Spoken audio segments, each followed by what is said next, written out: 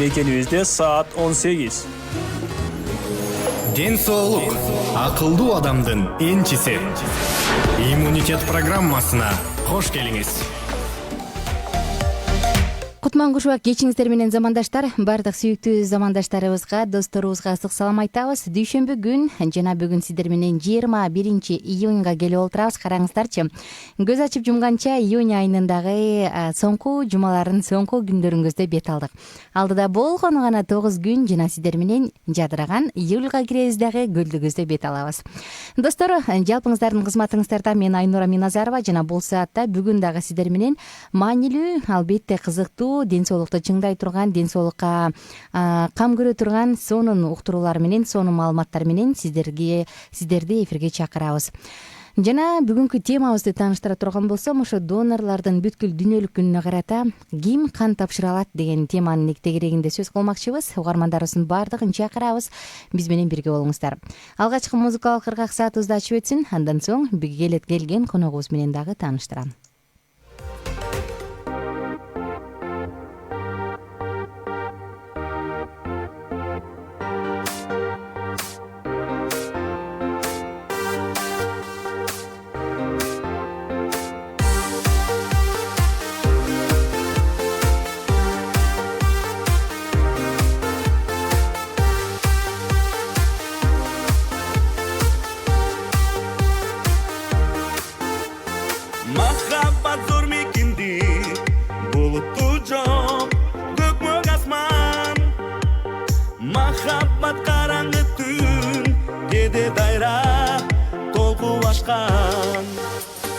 Махаббат куйбаганга аны сезе билбегенге аласа баладашу ажырашу ачуу арман sen sesimi çok meres bolsong sүйүүгө берими жок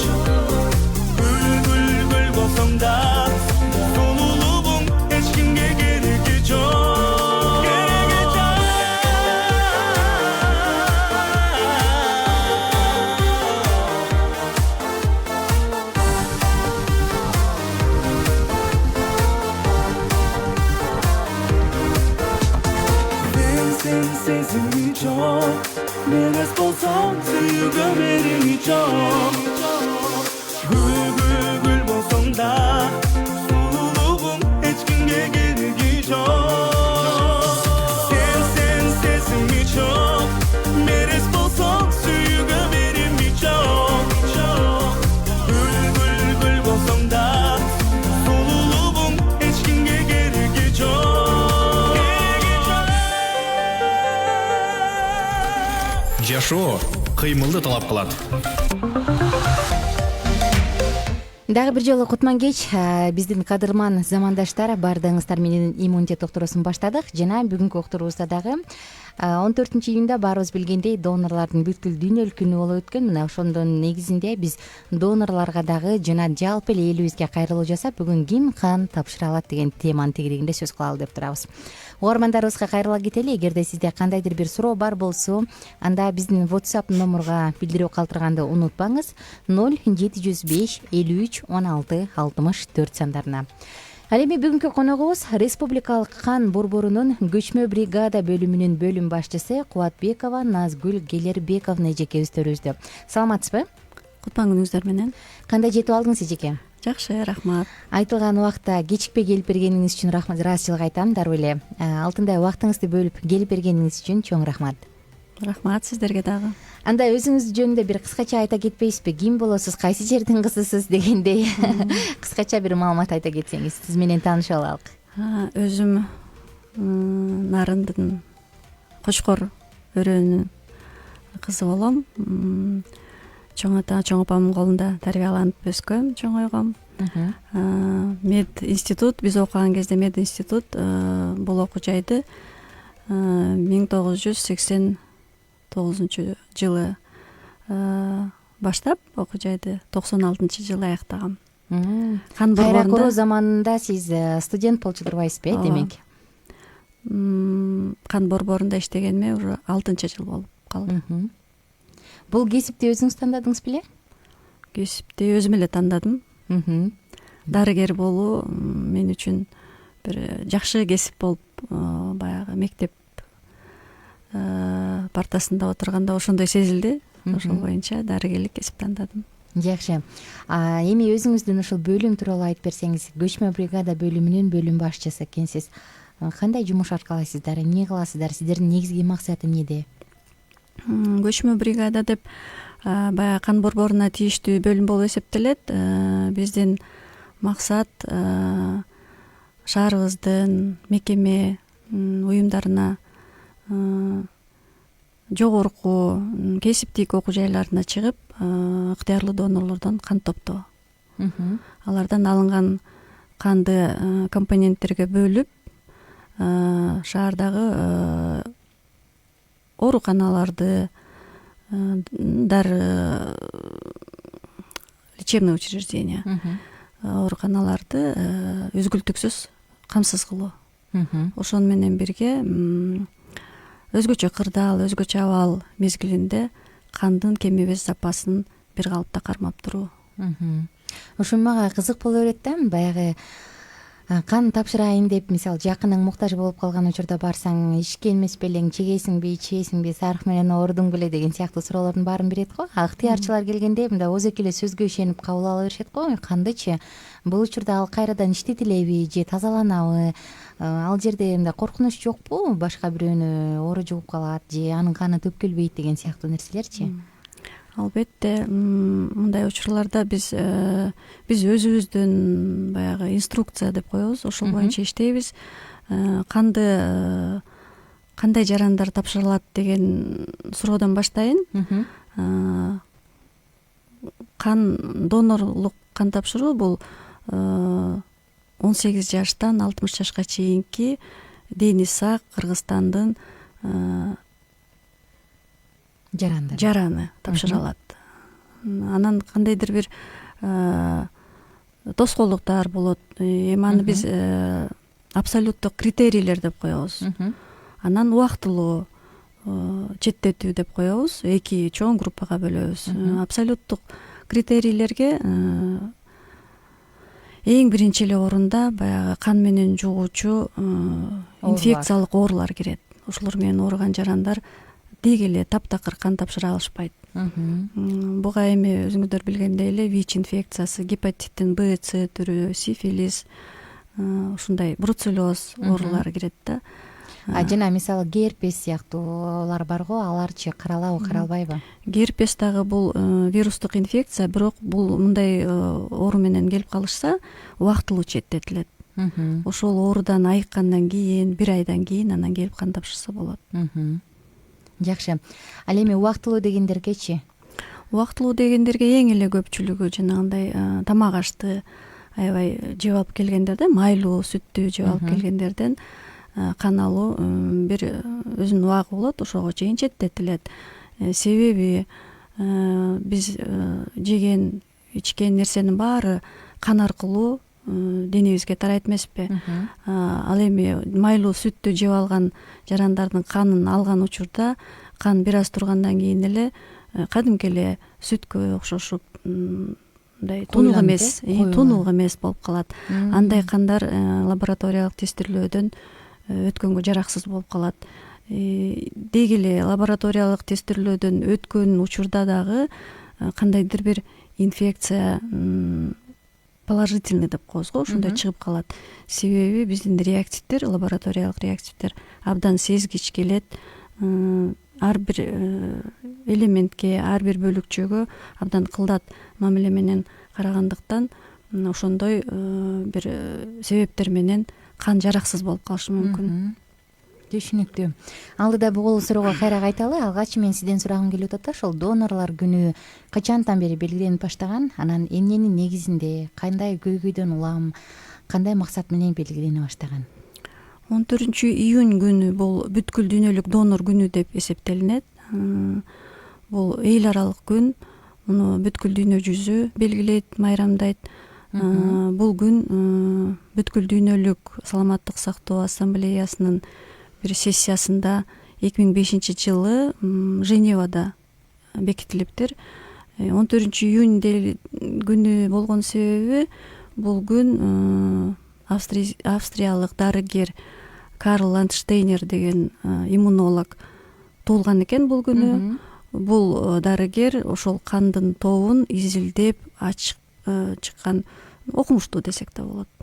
Ошонун урматына коюлган экен. Анан эң негизги эле максат бул күнү өткөрүлүп жаткан иш чарадагы эң негизги максаты биз мындай деп айтсак болот. Бул донорлук, ыктыярлуу донорлуктун маанисин, ошол донорлордон алынган канды, даярдалган кан компоненттердин дарылоо мекемелери үчүн канчалык деңгээлде зарыл экендигин жалпы элге, калкка кабар кылуу, кабардар берүү максатында өткөрүлөт.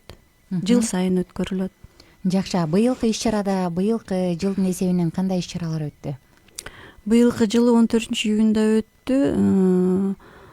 Дайым эле баягы саламаттык сактоо министрлигинин колдоосу менен жанагы улуттук коом, Кызыл Ай коому жана Ассоль Молдокматованын уюштуруу техникалык жардамы менен Фрунзе ресторанына болуп өттү. Эми муну иш чараны биз жылыга өткөрүп турабыз. Былтыр гана өткөрүлгөн жок, себеби коронавирус пандемиясынын кесепетинен өтпөй калды. Донорлордун келүүсү өтө аз болгон жок, өтө да көп болгон жок. Себеби баягы эле элдин кооптуу мамилесинен тууралуу деп эсептейм. Эми ушул донорлор жөнүндө сөз болуп калган соң, Кыргызстанда, Кыргыз Республикасында дайыма туруктуу кан тапшырып турган туруктуу донорлор барбы? Канчалык деңгээлде? Туруктуу донорлор албетте бар. Эми жанагы ардактуу донорлордун саны бүгүнкү күнгө орто эсеп менен алганда бир 3400, 3500 жетет. Андан башка баягы дайыма келип турган донорлорубуз бар. 2 айда бир келген донорлорубуз бар, 3 айда бир келип тапшырган донорлорубуз бар. Негизи эркек кишилерге бир жылда бир 4 жолу, 5 жолуга чейин кан тапшырса, организмге эч кандай зыян келтирбейт. Аял киши болсо 3, ашып кетсе 4 жолу келип тапшырса болот. Жылына? Бир жылда. Азыркы учурда донорлордун саны жыл сайын өсүүдөбү же тескерисинче кемип атабы? Буга чейин бир азаюуну байкадык элек, бирок 2 жылдан бери көбөйүүнү байкап атабыз. Мүмкүн баягы талап көбөйгөндүктөн болсо керек, себеби оору сыркоо дагы ошого жараша көбөйүп аткансыйт. Талап чоң да азыр. Кан компоненттерине талап жылдан жылга өсүүдө. Мүмкүн ошол себептен донорлорубуз да бир аз көбөйгөнсү да окшойт. Кээде мындай айтып коюшат го, 1-2 жолу же 1 жылда дайыма кан тапшырып кое турган болсоң, кийинки жылы тапшырбасаң ооруй баштайсың. Ошон үчүн дайыма тапшырып алсаң бул оору сыяктуу болуп калат деп айтышат го. Бул канчалык деңгээлде негизи мындай илимий негиздесе болобу же бул жөн гана баягы донорлордун же адамдардын божомолубу? Бул мен айтат элем жөн эле божомолдоп айткан сөз да. Илимий негизде эч кандай баягы негизделбейт. Привыкание деп орусча ошентип айтып коюшат, бирок андай эмес. Ар бир нерсени, мисалы үчүн жакшы нерсени адам сезсе, ошол жакшы нерсеге кайра умтулат эмеспи? Ошол сыяктуу эле адам кандайдыр бир өзүнүн керексиз нерсесин өзүнөн чыгарып салгандай болот. Анан адамда жаңылануу пайда болот, жаңы клеткалар пайда болот. Ошол себептен баягы адам жакшы нерсени сезгенден кийин мүмкүн дагы бир жолу ошол сезимди сезгиси келет. Мүмкүн ошону эл арасында башкача түшүндүрүп, башкача жеткирип койгон сыяктуу да. Түшүнүктүү. Негизи адам канча граммдан канча граммга чейин кан тапшыра алат? Минимум, максимум? Андай ченем жок. Стандарттык доза деп коебуз, 450 миллилитр. Бул мешокко алынган, жанагы баштыкчага алынган кан. Ал эми 20 миллилитр лабораториялык тестирлөөгө кетүүчү пробиркага алынган кан. Ошону менен бирге 470 миллилитр доза алынат. Кан тапшыргандан кийин сникерс берип коесуздар го. Эмне себептен берилет? Анан ал жардамы тиеби же жөн гана адам баягы курсагына бир нерсе барсын деген максатпы? Эми баягы канды көбөйтүп же канды толуктайт деген максатта берилбейт. Жөн гана азык, азыктандыруу болуп эсептелет. Ошол учурда адам бир таттуу нерсе жеш керек, суюктук болсо да ичиш керек деген мааниде чай, сникерс батончиги жана гематоген беребиз. Жана эфирден сырткарыда бир аз сөз кылганбыз, ошол суроону да бир жолу кайталай кетейинчи. Гемоглобин канчалык түшөт? Адамдын ден соолугуна кандай терс таасири тиет? Гемоглобин көрсөткүчүн биз канды тапшырардын алдында ар бир донордон текшеребиз. Гемоглобин көрсөткүчү аялдарда 120дан 145ке чейин болуш керек. Ушул сандын ортосунда болсок, ана кан тапшырганга биз өткөрөбүз, уруксаат беребиз. Ошондой эле эркектердики 130дан 165ке чейин болуш керек. Ошол кандын көрсөткүчү кан бергенден кийин бир 10-15 граммга түшүшү мүмкүн. Анан бара-бара калыбына келет бул сан. Мисалы кан алгандан кийин дароо эле түшөт да, ал баш тегеренип, кардарлар баягы адамдар өздөрүн жана жаман сезип, бир шалдыраган учурлар болобу, Эми жана биз өзүбүз критерий кылып, анан терапевт, ошол жердеги дарыгерлер карап анан өткөрүп атпайбызбы? Ошол жанагы көрсөткүчтөн ылдый дагы, көрсөткүчтөн өйдө дагы деп чектеп койгонбуз. Ошол норма деп эсептелет кан берүүчү жаран үчүн, донор үчүн. Эгер андан азыраак, жанынан көбүрөөк болсо мүмкүн жанагындай өзүнүн жаман сөзү байкалат болсо керек, бирок ошол стандарттык дозаны бергенде ошондой көрсөткүч менен өткөн жарандардан өзүнүн жаман сезүү кээде эле байкалбаса, андай байкалбайт. Анын себептери жакшы уктабай келген учурда, же болбосо такыр ачка келген учурда, же кандайдыр бир өзүнүн оорусун жашырып койгон учурда, жанагындай жыгылып, сотрясениеси болсо, ошондой учурда гана сезилбесе, эгер дени сак, баягы көрсөткүчтөрү биздин нормаларга төп келсе, андай учурлар аз эле кездешет. Ошол кан алууда артериалдык кан басымга да көңүл бурулабы же ал анчайын маанилүү эмеспи? Албетте көңүл бурулат. Кан басымы 100 биринчи баягы систолический деп коет, анысы 100дөн 180ге чейин болуш керек. Ылдыйкы басым 60тан 100гө чейин болуш керек.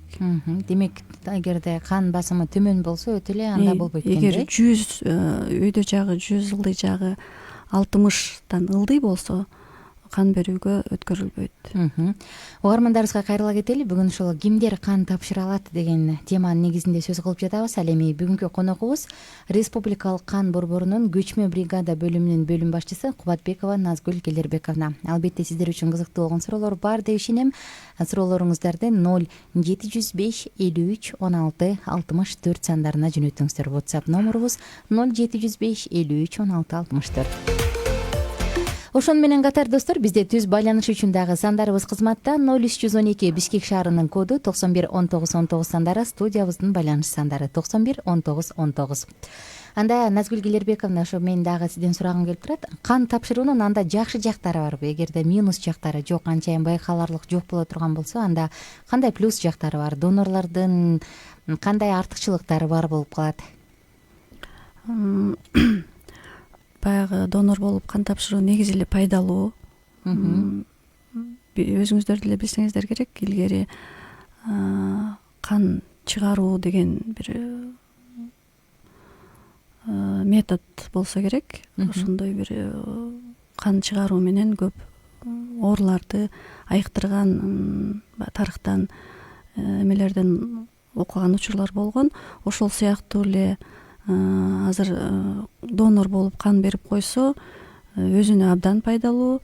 Экинчиден, бирөөгө жардам бердим деген өзүнүн бир немеси болот да, стимул болот да адамгачы.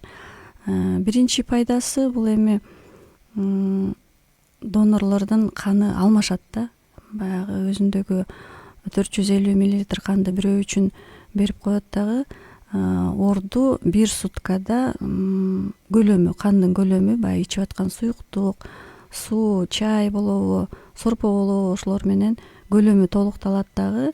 Анан 2 айга чейин ар бир клетка жаңы төрөлүп кандын курамына кошулат. Ошону менен канда жаңылануу пайда болот. Адамдын өзүндө жаңылануу, жашаруу пайда болот. Ошол эле учурда кан тапшырып жүргөн адамдын организми жанагындай кан жоготуу кырсыктарга дуушар болсо, кайра калыбына келүү механизми бат иштеп турат да, андай донорлордуку. Берки кан тапшырбай жүргөн донорлорго салыштырмалуу. Эми эң негизги пайдасы ушул деп эсептейм. Жакшы. Ошол донорлордун арасында кандайдыр бир түшүндүрмө иштери же аларды шыктандыра турган иштери өткөрүлүп турабы? Дайыма мисалы ардактуу донорлор деп 3400 3500 адамды айта кетпедиңизби?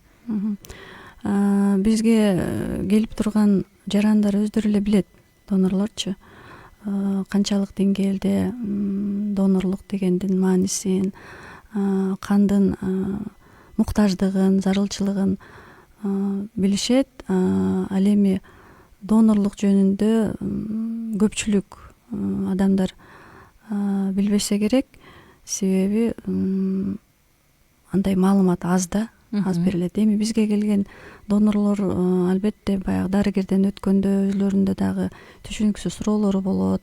Биз дагы түшүндүрүп жооп бергенге, маалымат бергенге аракет кылабыз. Анан бизге бир келип баш багып келген жаран кайра кайталап келет да, себеби биздин шарттарды көрүшөт, биздин жумушубузду билишет. Анан кандын канчалык деңгээлде жардамы тиерин билгенден кийин маалыматтарды өздөрү дагы башка бирөөлөргө жеткиргендиктен бизде ошондой көбөйүү башталат да. Ал эми ардактуу донорлорубуз өздөрү эле билет, өздөрү келип тапшырып турушат, майрамдарда келип катышышат. Жакшы, байланыш бар. Ошол тапшырылган кандар тууралуу сөз кылсак, эми кайсы жакка барат, кандай максатта колдонулат? Жана кан тапшырууда эмнеге сөзсүз көңүл буруш керек? Кан куюуда дейинчи. Келиңиз, биринчи ошол тапшырылган кандар каяка барат, кимдерге барат, ошол жөнүндө айтып берсеңиз. Биздин борборго келип тапшырылабы же биз чогултуп келебизби? Кан баардыгы келип кан борборуна түшөт. Кан борборунун кан даярдоо бөлүмүнө келип өткөрүлүп берилет. Кан даярдоо бөлүмүндө алынган кан ар бир компонентке бөлүнөт. Компоненттерди санап өтсөк, эритроцитная масса, тромбомасса, свежезамороженная плазма, криопреципитат, анан альбумин деп ушул тагыраак ошол кандан ошонун ар бириси өз өзүнчө бөлүнөт. ар бири өз өзүнчө бөлүнөт. Эми бири алынган кандан мисалы үчүн 3 компонент чыгат, а 5-өө толук чыкпайт. Мисалы үчүн бирөөсүнөн 3-өө чыкса, экинчисинен бир киниси чыгат болуп, ошентип 3 же 2 же 3 компонент дайыма чыгып турат да. Анан ар бир компонент сактоо мөөнөтү, сактоо режими боюнча өзүнүн камераларына жайгаштырылат. Анан дарылоо мекемелеринин өздөрүнүн суроосу, талабы боюнча чыгарылат. Бирок ага чейин ар бир алынган кан лабораториялык тестирлөөдөн өтөт. Лабораториялык тестирлөөдөн өтмөйүнчө ал кан сыртка эч жака чыгарылбайт, эч кимге берилбейт. Ал тестирлөөдө эмнеге көңүл бурулат? Тестирлөөдө жана кандын тобун биринчи келген жарандан, донордон текшерип атпайбызбы? Алынгандан кийин кайрадан экинчи ирет кандын тобу текшерилет. Бизде андай себептер, туура эмес болгон себептер, эми баягы донорлор, мисалы айтып кетсек, донор ошол биринчи көрсөткүчтөн өткөндөн кийин кандайдыр себептер менен же коркконунанбы, же башка себептер менен өзүнүн жеке документин башка бирөөгө берип коюп, кан тапшырчу бөлмөгө башка киши кирип калышы мүмкүн да. Ошондуктан алынган канды да кайрадан кандын тобуна текшеребиз, резуска текшеребиз, фенотиптери бүт текшерилет. Андан кийин инфекцияларга текшерилет. Бруцеллез, ВИЧ инфекциясына, гепатит Б, С, сифилис, кээ бир баягы эндемичный зоналар деп коебуз, алардан малярияга текшерилет. Анан боордун бир көрсөткүчү текшерилет. Ушул учурда онкологиялык оорулар бар болсо, же ушул сыяктуу дарт болсочу, алга көңүл бурулбайбы, же андай адамдардан кан алганга болбойбу? Андай адамдардан албетте кан алганга болбойт. Залалдуу шишиктер менен эми көп учурда келбейт негизи кан тапшырайын депчи, мүмкүн өздөрү билишсе керек. Анан билбестиктен болот, кээ бир адамдар келип алышат кан тапшырабыз деп. Аларды баягы сурамжылоодо биз өзүбүз анкета беребиз. Ошол анкетада сурамжылоодо мүмкүн өздөрү айтышы ыктымал. Айтпаса дарыгерге келгенде баягы сурамжылап атып айтса, анда ал жарандан кан алганга болбойт, жарабайт. Тестирлөөдөн өттүк, андан кийинки кан каяка кетет деген сурообузду уланталы. Канды ошол айткандай эле ар бир компонент өзүнө тиешелүү камераларга орнотулат. Сактоо мөөнөтү да ар бириники ар кандай. Мисалы үчүн күнүмдүк талап тромбоконцентрат деп коебуз. Күнүгө келген донордон жасалат. Анан бир күндө бир аз эле калбаса калган бүт дарылоо мекемелерине алынып кетилет. Дарылоо мекемелери өзлөрүнүн баягы буйрутмасы менен келет дагы, ошону менен алып кетишет. Шаардын мекемелери. Мисалы адамың бейтап деп коелучу, операциядан кийинби же айтор бейтап канга муктаж боло турган болсо, ага сиздерден барган ал компоненттерге бөлүнгөн канды куйганга болбойт да, же болобу? Кандай дедиңиз? Бейтапка шашылыш түрдө кан куюш керек болуп атса, анда сиздерден баягы компоненттерге бөлүнүп барган канды куйганга болбойт да, же болобу? Бизден бөлүнгөн компоненттер тестирлөөдөн өтсө, аны буйрутма менен алып кетип кое беришет. Болот, Текшерилген кан болуш керек да. Текшериле эле канды биз эч жака чыгара албайбыз. Себеби азыр электрондук система эмеспи. Бизге ар бир келген донор системага киргизилет. Анан ал кан компонент болуп сакталат. Ал компонент биздин борбордон чыгып кеткенден кийин ал компонент бизде жокко чыгарылат да. Мисалы кан керек болгон учурда ошол бейтаптаргачы сиздерге жөнөтөт го, барып мынча грамм кан тапшырып, анан справка алып кел деп. Андай учурда деле ошол барган адамды айла жоктон аласыздарбы, же анда деле ошол сурамжылоо өтүп, жана жогоруда айтылган, сиз айткан этаптардын баардыгын өткөндөн кийин аны тапшыра алабы? Албетте ар бир донорду баягы өзүбүздүн критерий боюнча сурамжылоо баардык өзүбүзгө тиешелүү жумушубузду аткаруу менен алабыз. Себеби ар бир алынган кандын, мисалы үчүн орто эсеп менен 100 киши тапшырып кетсе, 25-30% жараксыз деп табылат. Жана жогоруда айтылгандай эле майлуу сүттү жеп, азыктанып алып келишет, жашырып коюп тапшырып кетишет, бирок ал кан тургандан кийин уже көрүнүп калат да. Ал эми ал жаран донор тапшырып коюп өзүнүн справкасын алып ордуна компонент алып кете берет. А биздеги жараксыз кандар жараксыз бойдон баягы утилизацияга кетет да. Түшүнүктүү. Чылым чеккен, зыяндуу адаттары бар, ичимдик ичкен адамдарчы, алар кандай тапшыра алышат? Же алар убакыт өткөндөн кийин гана тапшырабы? Эми эгер наркомания менен келип алышса, алардан деги эле алынбайт кан. Ошондой эле алкоголизм деп коет. Эми аны баягы биз сурамжылоодо көбүнчө байкалбайт болсо керек, бирок андай жарандардан алынбайт. А эгер убактылуу бир 2 күн мурун бир майрамдап 50 же 100 грамм ичип алган болсо, 48 сааттан кийин алганга болот уруксат. Себеби кандын курамында ал алкоголь, спирт элементтери 2 суткага чейин чыгып кетпейт да организмден. Чылым чеккендерчи? Чылым чеккендер эми такыр эле чылым чекпеген адам жок болсо керек. Эми аз болсо керек дегеним, бир чылым чегип келип тапшыра беришет, ал канга эч кандай зыян келтирбейт. Ал эми кан тапшыргандан кийин бир 2 саат чылым чекпегенге биз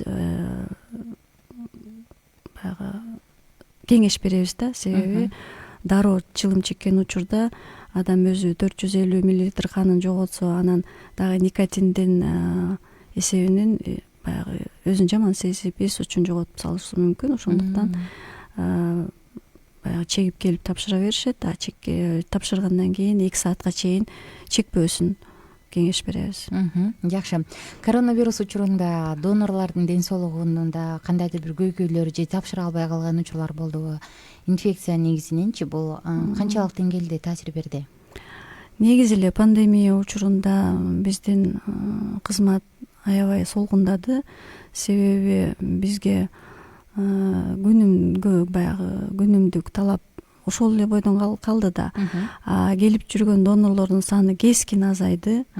Себеби транспортта жок болду, элде да мындай коопсуздануу, коркуу пайда болду. Ошондуктан бизде ошол пандемия учурун азыр эстеп айтып кетсем, кырдаал аябай эле начар болду. Эми баягы критикалык немеде болду.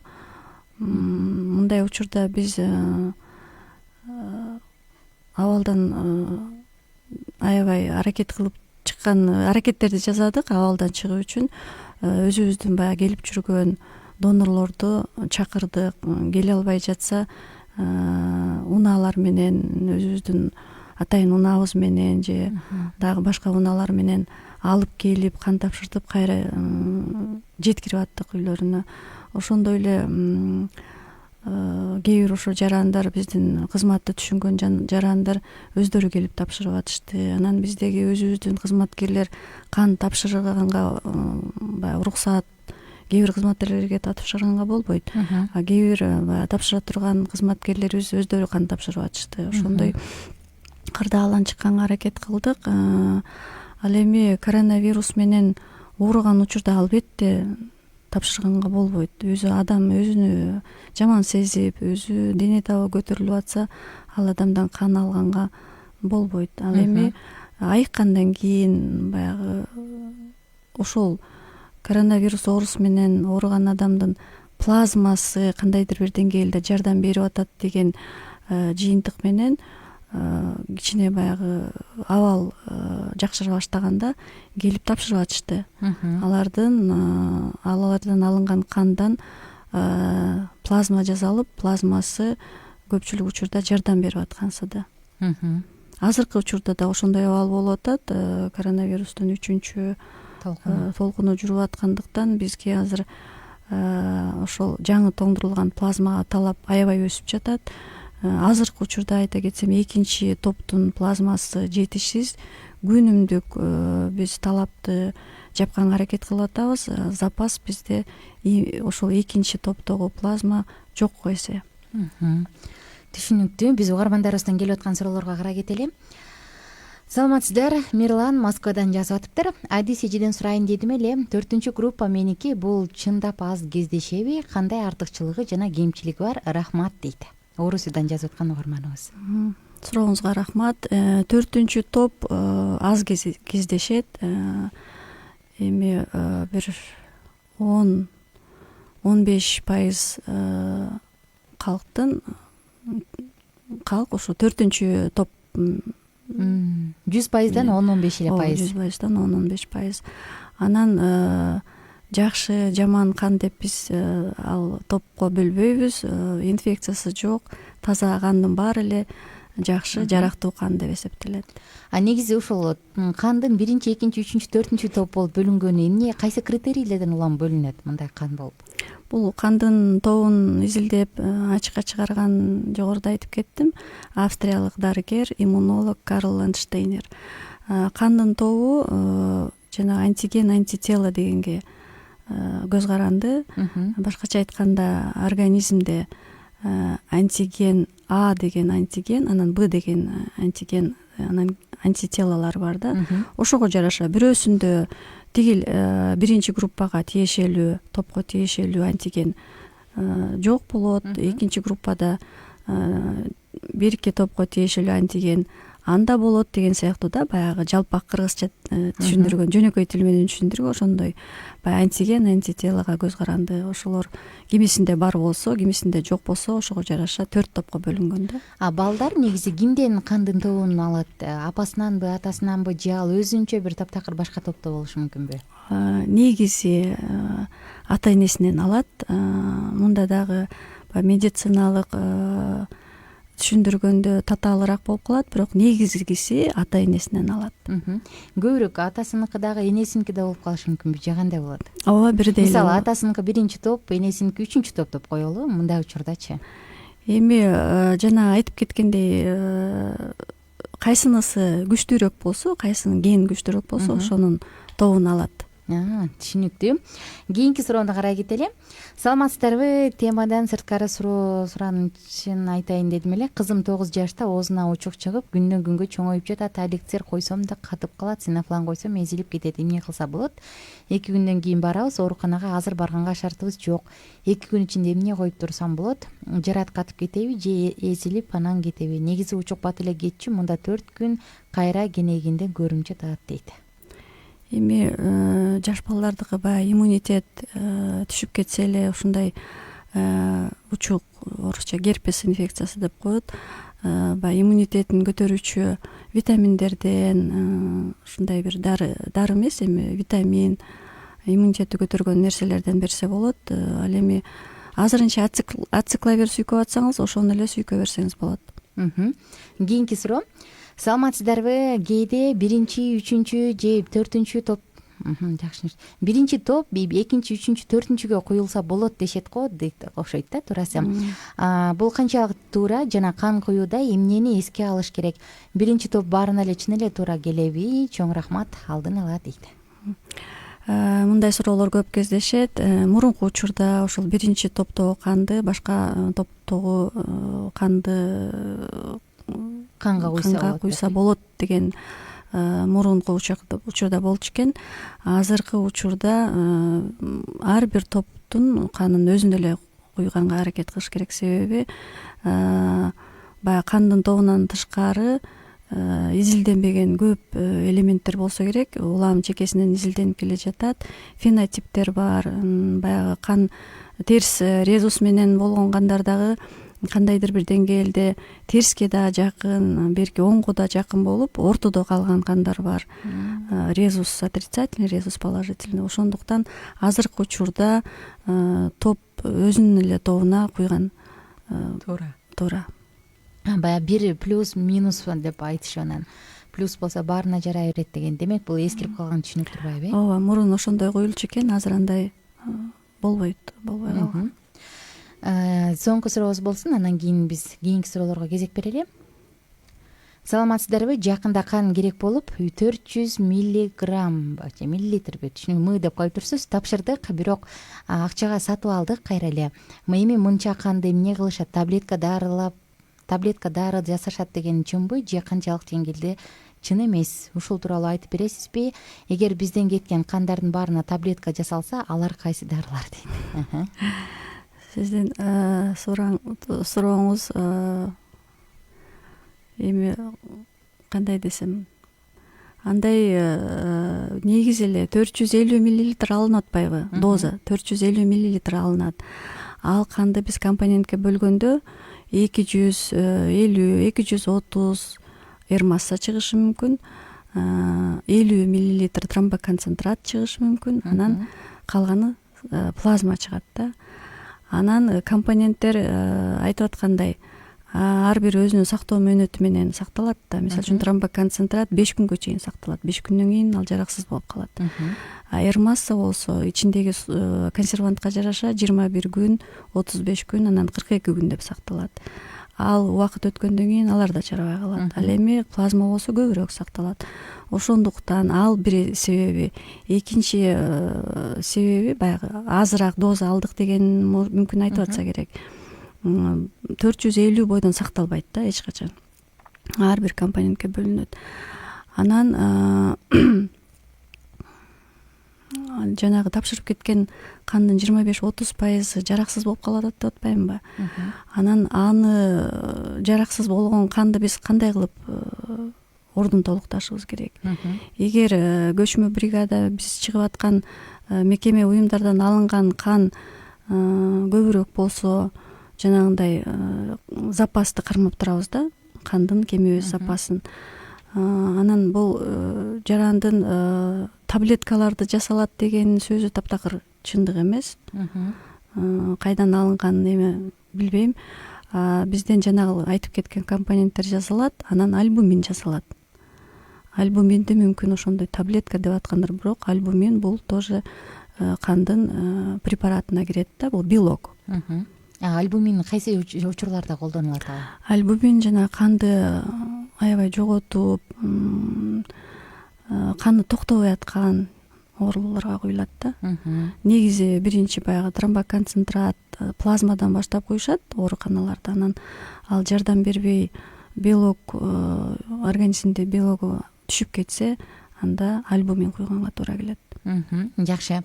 Дагы билдирүү бар, биз карай кетели. Кечиресиздер, дагы суроом положительный, отрицательный деп дагы кандын группасынан түшүндүрүп бересизби деп жөнөтүптүр. Кандын тобун айтпадыкпы, 4 топко бөлүнөт деп. Анан резус положительный деп, резус отрицательный деп бөлүнөт. Бул ошол кандын кызыл клеткасы эритроциттин үстүндө жабышып турган антителага жараша да. Антитело бирөөсүндө бар, бирөөсүндө жок. Кимисинде жок болсо, бул резус отрицательный деп эсептелет. Ошол антитело эритроциттин үстүндө жабышып турган адамда резус положительный деп айтылат. Эми резус отрицательный бир 10-15-20% пайызга чейин ошондой резус отрицательный кан менен биздин калк. Анан мындан сырткары кел положительный, кел отрицательный деген факторубуз бар. Бул дагы ошол эле эритроцит клетканын үстүндө жабышып турган кел деген өзүнчө антитело. Кел деп атап койгондо ошол антителонун баары же жоктугуна байланыштуу. Бул тескерисинче биздин калктын көбүрөөк пайызы жок, антителосу жок фактор болот. Азыраак пайызы антитело болгондуктан аларды кел положительный донорлор деп коебуз. Алардан биз азырынча кан алып даярдай элекпиз. Себеби дарылоо мекемелеринде кел факторду изилдеген учурлар жок. Ошондуктан мындай канды биз азырынча даярдай элекпиз. Ошон үчүн кээ бир жарандар келет, ошондой кел положительный фактор менен да, ошондой фактору бар жарандар азырынча бизге донор болуп өтө албай атышат. Себеби ошол биз андай канды даярдай элекпиз. Себеби андай канды андай антителосу жок оорулууга куюп койсок, терс таасирин тийгизет да. Себеби адамдар көбүнчө ошол фактору жок адамдар да, биздин калктын. Ушул нерсе, мисалы положительный, отрицательный деген ден соолугуна, иммунитетинде канчалык бир өзгөчөлүктөрдү жаратабы же андай деле эмеспи? Жок, бул андай оору деп эсептебеш керек. мындай терс таасирин тийгизет деп эсептебеш керек. Бул жөн гана организмдин бир өзүнчө бир өзгөчөлүгү да. Бирөөсүндө бар, бирөөсүндө жок. Жакшы. Эми кан тапшырган тууралуу сөз кылдык, кандын тобу тууралуу сөз кылдык, кан коюуда эмнеге көңүл буруш керек деп Адамдын каны тууралуу дагы кандай маалыматтарды айтып кетесиз? Кызыктуу маалыматтарды мүмкүн адамдарды бизде жарандарыбызды мондай кылсаңар, мондай кылып жашайсыздар, ден соолугуңуздар чың болот деген ошол өзүңүздүн адис катары кеңештериңизди, маалыматтарды айта кетпейсизби? Кан жөнүндө эми кызыктуу маалымат айтып кетсем, ушунча жыл иштеп эмнелерге күбө болдуңуз дегендей. Мисалы үчүн баягы 70 килограмм салмак менен жүргөн адамда 5 литр кан бар деп жөнөкөй адам ойлобойт, туурабы? Ошондой болот экен да, 70 килограмм салмактуу адамда 5 литр кан айланып жүрөт. Анан бир минутада жүрөк эмес, бир күндө ошол кан бир 190 000 километр эмени басат экен, жүгүрөт экен да. Жүрөк дагы ошол канды айлантыш үчүн, канды жүгүртүп туруш үчүн бир чоң бир кызматты аткарат да. Анан эгер кан абдан коюу болсо, эритроцит клеткалары көбүрөөк болсо, жүрөккө да күч келет ошол иштөөсүнө, кандын жүгүрүүсүнө дагы мындай тоскоолдук болот да. Ошондуктан айтат элем, эркек кишилер баягы алар канды жоготпогондуктан аял кишилерден айырмаланып деп белгилеп кетким келип атат. Кан аларда абдан гемоглобини бийик болот, каны коюу болот. Ошондуктан өзү үчүн дагы, анан бирөө үчүн дагы, канга муктаж болгон оорулар үчүн дагы бир жардам болот. Ошол себептен келип кан тапшырып турса, эч кандай зыян болбойт, тескерисинче пайда да, өзүнө да пайда келтирет, анан оорулуу адамга дагы канын бөлүшөт. Рахмат. Келип аткан соңку суроо бар экен бизде. Саламатсыздарбы? Кан тапшырган адам арыктап кетеби, бул чынбы дейт? Салмакка кан берүүнүн эч кандай тиешеси, эч кандай тийбейт.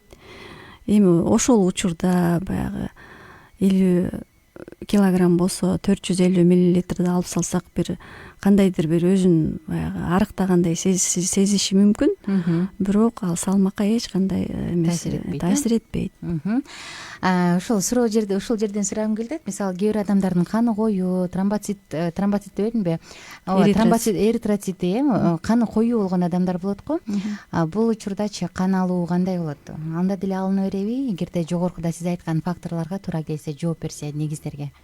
Биз жанагы эң биринчи келгенде гемоглобин көрсөткүчүн чын эстеп атпайбызбы? Ошол гемоглобин көрсөткүчүнөн билинет да, кандын коюусу, суюгу. Гемоглобин жогору болсо, кан коюу деген сөз да. Мисалы үчүн 165ке чейин болсо кан алабыз. Эгер 165тен жогору болсо, каны өтө коюу. Андай учурда биз бир 10 күнгө четтетүү кылабыз да. 10 күндөн кийин келип кан тапшырыңыз деп айтат элек. Себеби 10 күнгө чейин кантип канды суюлтабыз деген суроо болот. 10 күнгө чейин суюктук ичүү менен, басуу менен, кыймылдоо менен баягы кан кичине суюлат.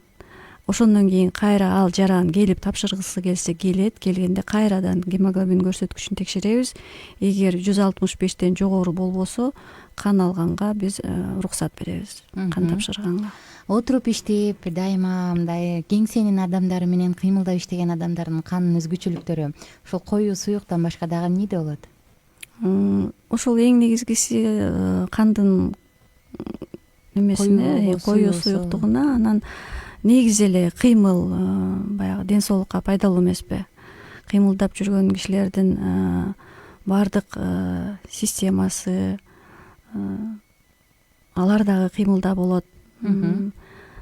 Анан кан жүрүү системасы да өзүнчө бир, кан айлануу системасы дагы аябай жакшырса керек. Отурган кишилердики бир эле жерде отура берет. Көпчүлүк баягы керексиз нерселер өзүнө жыйнала берсе керек деп ойлойм. Кыймылдуу адамдарда баягы зат алмашуу жүрүп турат тез деген. болот холестерин көп боло турган болсочу канда бул кан тапшырууда тоскоолдук жаратабы же ага көңүл бурулбайбы? Холестеринди биз текшербейбиз. Эми эгер баягы өтө эле салмагы чоң адамдардын гемоглобинин текшерсек, гемоглобин андай эле бийик болбойт. Эгер венасы, кан тамыры, кан ала турган кан тамыры жеткиликтүү болсо, канынын ошо гемоглобини биз ала турган өлчөмдө болсо, андай адамдардан холестеринге карабай эле кан алына берет. Башка инфекцияларга текшерилип таза кан болсо эле бул жарактуу кан деп эсептелинет. Жакшы. Замандаштар, биз саатыбыздын соңку мүнөттөрүнө келдик. Кызык болуп жатат. Чынбы бозо вино дегендер канды тазалайбы же суюлтабы, чын болсо ичип коюш керекпи дейт кийинки угарманыбыз. Кымыз негизи эле пайдалуу суюктук эмеспи? Кымызды каалашыңызча иче бериңиз, бозону деле каалашыңызча иче бериңиз. Ал эми канга эч кандай эми терспи, оңбу таасирин тийгизбейт. Бул кыргыздын эң жакшы суюктуктары, жанагындай боек менен жасалган суюктуктарды ичкенден көрө өзүбүздүн ушундай улуттук суюктуктарды ичкенге мен кеңешимди берем, берип да келгем.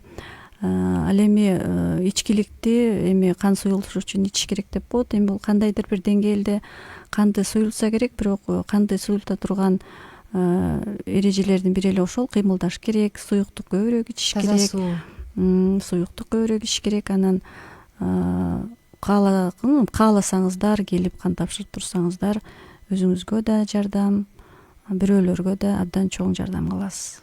Ошол ичимдик тууралуу мен азыр бир энциклопедия окуп атам. Чет элдик адам бир нече авторлор негизинде жазып чыккан экен.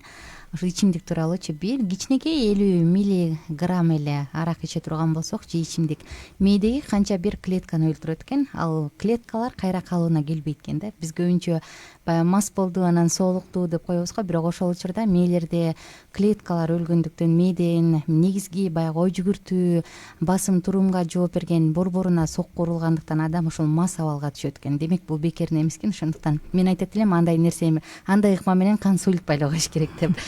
Биздин саатыбыз соңку мүнөттөрүнө келип калды. Эжеке, анда мен сизге эркин микрофон берейин, келиңиз. Өзүңүздүн кесиптештериңизге салам жолдоңуз, жакындарыңызга салам жолдоп, элибизге каалоо тилек калтыра кетиңиз. Учурдан пайдаланып, менин өзүмдүн чогуу иштешкен кызматкерлериме эң биринчи кезекте баардыгына ден соолук каалайт элем. Азыркы учурда эң негизги маселе негизи эле ден соолук биринчи кезекте турат. Анан биздин кызматта иштеген адамдардын ден соолугу дайыма бекем болсун каалайт элем. Себеби былтыркы пандемия учурунда биз ошол оору сыркоого карабастан баягы элге кызматыбызды кылганга аракет кылдык. Баардык кыйын абалдан чыкканга аракет кылдык. Ошондуктан өзүмдүн кесиптештериме, өзүмдүн чогуу иштешкен ар бир кызматкерлерге чың ден соолук каалайм. Анан жалпы элге дагы баягы ден соолук, эң негизгиси ден соолук каалайм. Анан ушул учурду, ушул абалды түшүнүү менен мамиле кылып, баардык эрежелерди сактап, баардык айткан кеңештерибизди сактап жүрүшүн каалайт элем. Ошол. Анан негизи эле канга муктаждык дайыма бар, дайыма өсүп жатат. Жардамыңыздарды аябай биздин борборго баш багып, кан тапшырып туруңуздарды суранат элем. Кан компоненттери дайыма жетишсиз, дайыма талап бар. Ошондуктан баардыгыңыздарга биздин кызматыбызга келип, шартыбызды көрүп, кан тапшырып кетсеңиздер деп суранат элем. Рахмат. Бүгүнкү биздин коногубуз Республикалык кан борборунун көчмө бригада бөлүмүнүн бөлүм башчысы Кубатбекова Назгүл Келербековна болду. Келип бергениңиз үчүн чоң рахмат айтам сизге. Ишиңизге ийгилик каалайбыз. Анан албетте сиз аркылуу кесиптештериңизге, жалпы кан борборунун кызматкерлерине дагы ысык салам жолдойбуз. Ишиңиздер илгерилей берсин. Ал эми замандаштарыбызга кайрыларыбыз. Албетте эгерде адам жашоодо качан кубаныч алат дейт, ал өзүм үчүн дегенде эмес дейт, башкалар үчүн дегенде дейт. Ошондуктан жашоодо бактылуу болуунун бирден бир ыкмасы бул кубаныч эмеспи? Адам канчалык кубанса ошончолук бактылуу болот. Мына ошондуктан колуңуздан эмне келип турат, эмне жакшылык кыла аласыз, аны менен бөлүшүңүз жана өзүңүзгө кубаныч тартуулап бактылуу жашоонун даамын татыңыз демекчимин. Аты жөнүм Айнура Миназарова. Жалпыңыздар менен коштошобуз. Таңкы саат 8-де амандашканча кечиңиздер көңүлдүү улансын. Бар болуңуздар. Рахмат.